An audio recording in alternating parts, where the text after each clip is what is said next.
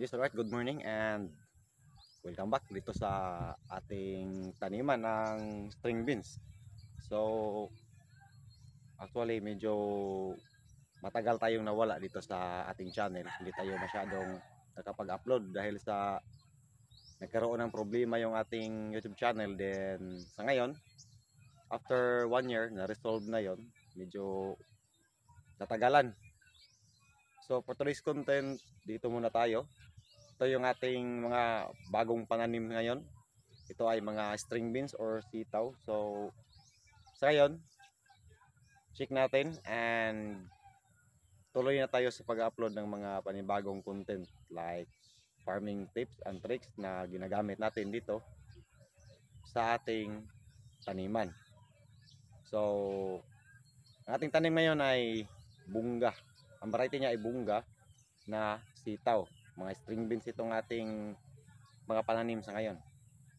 Ito, mula sa paglinis hanggang sa paglagay ng mga bahayan at nakapagtanim tayo, inabot tayo ng 3 linggo kasi mag-isa lang din tayo. So ito, nakita nyo, meron na tayong mga bahayan dyan. Nakatayo na yung ating bahayan ng ating mga bagong pananim. So ngayon, ipapakita ko sa inyo yung ating mga lumabas at tumubo na ng mga bagong tanim. So, tara!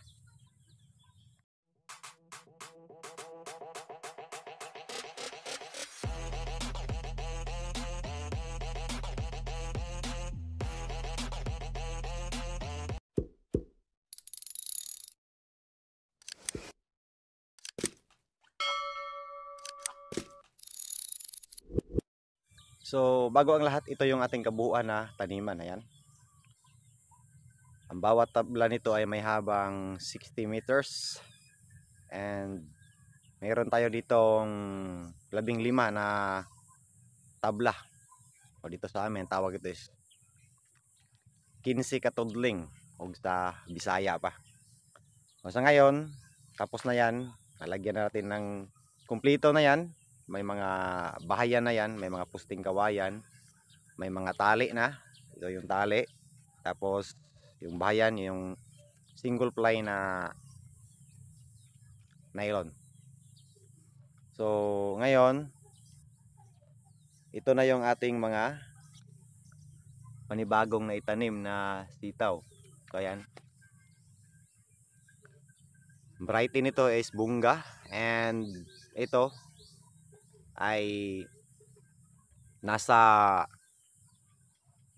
8 araw na mula nung lumabas dito sa lupa na ating tinatam. Kasi ito ating ginagamit, ito is direktahang pagbabao ng mga buto para sa ating mga tanim. So ito yung aking mga panibagong crops dito, panibagong tanim. So ito, ayan, kung nakikita nyo, napapansin nyo, masyadong maganda ang tubo at malusog. At siyempre tagdalawa yung ating nilagyan dyan. Ang binaon nating buto dito, tatlo na piraso sa bawat butas. Ayan, pagitan nila. Kala ko kasi hindi tutubo yan kasi nung nakaraan bumili ako ng mga seeds doon sa agricultural supplies, kaso hindi man tumubo. Kaya ang ginawa ko na lang, nag-recycle ako ng mga panibagong buto ng sitaw. Pumunta ako sa tito ko na nagtatanim din at kumuha ako ng mga hinog na bunga ng kanyang tanim para magawa nating binhi. So ito na yung mga nakuha nating buto. Ayan, makalipas yung 13 days kasi mula sa pagbaon natin, umabot pa siya ng mga 5 araw bago lumabas yung panibagong mga tanim. So mula sa paglabas ng mga panibagong tanim hanggang ngayon, exactly 8 days. So overall 13 days na ito mula sa ating pagdirekta na pagbaon ng mga buto, pagtanim.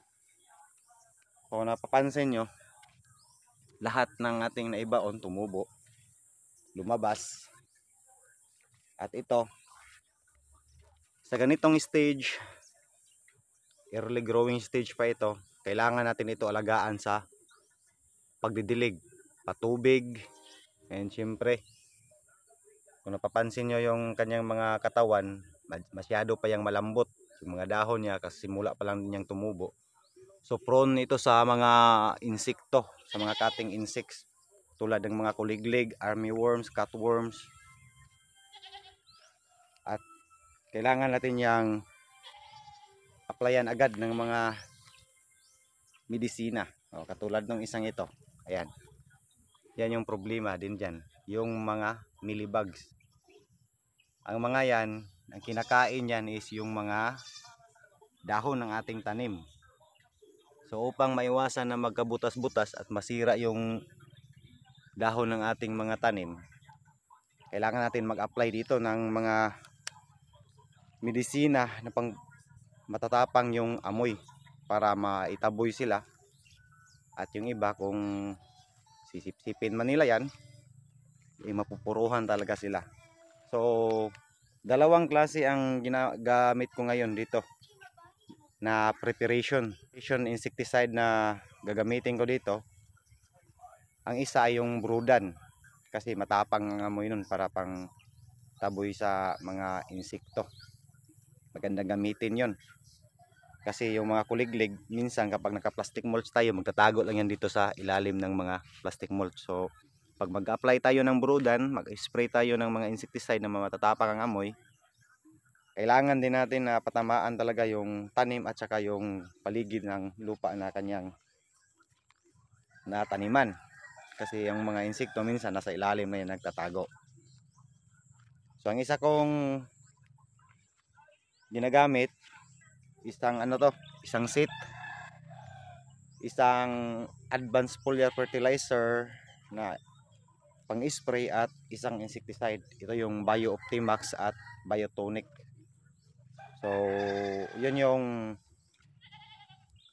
isa sa ginagamit ko dito sa ating mga tanim, to sa ating taniman ngayon. And pagdating sa mga fungicide, ang gamit ko naman ay Spore.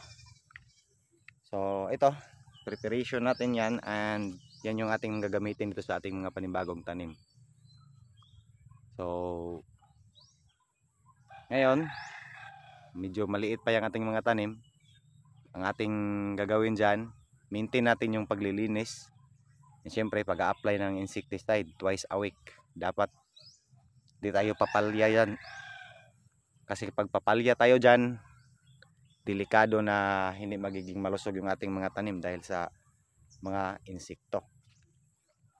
So, next natin dito, bubunutin dito natin mga damo kasi naka-plastic mulch man yan, naka-cover pero mayroon pa rin yung mga damo. Kasi itong aking taniman ng sitaw ngayon, dati itong taniman ng mga eggplant or mga talong. Aba, mayroong makulit na kambing doon tika lang.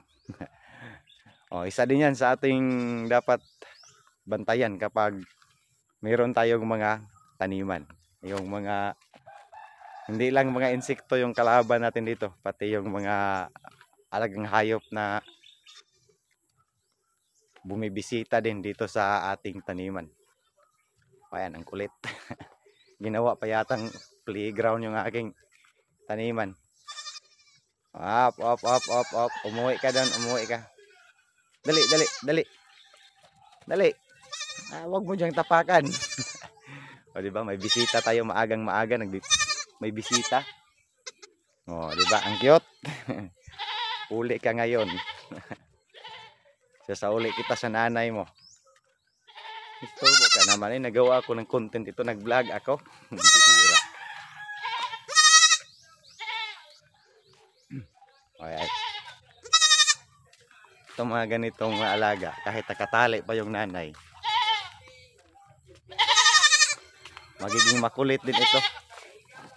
Okay, sige, takbo. Ayan yung nanay. So, back tayo. Tapos na natin maisa uli yung makulit na baby kambing. So ito yung kabuuan natin sa ating taniman. Yan. Mula dito hanggang doon sa kabilang dulo. Doon sa pinakadulo, meron tayong mga tanim doon na mga kalabasa. Mga ilang puno din yun, hindi yun marami. Dito, ito yung ating sitawan. So sa ngayon, ito lang muna ang ating ma-share dito sa ating channel, dito sa ating content sa ngayon. Looking forward tayo sa pagpatubo at pag-alaga ng ating mga panibagong tanim na sitaw dito. And the next update natin dito, siguro susubaybayan natin ito. Sa ngayon, nasa 8 days pa ito. Next update ko dito is ang first application ng fertilizer. Siguro nasa mga 14 to 15 days yon. And the next is 21 to 22 days. Siguro aakyat na yan dito. Magsisimula na yung aakyat. And syempre gagawa natin yan ng content para makakuha kayo ng mga tricks at ideas din. Kung gusto nyong magtanim, kung may sarili kayong taniman. Kahit simpleng mga tips and tricks, mga basic lang itong ating ginagawa dito. Pero ito ay magagamit at mapapakinabangan, makakuhaan ng mga ideas. Lalo na sa mga solo farmers, solo farming, kagaya ko nga nagsusulo lang, hindi walang financer, walang nagfi-finance, at saka yung mga low budget lang na hindi masyadong malaki yung gastos na klase sa pagtatanim. So that's all for today's content guys, and thank you so much. Kung interesado kayo sa pagtatanim, don't forget to like, share, and subscribe na rin dito sa ating YouTube channel. So thank you so much and have a great day everyone.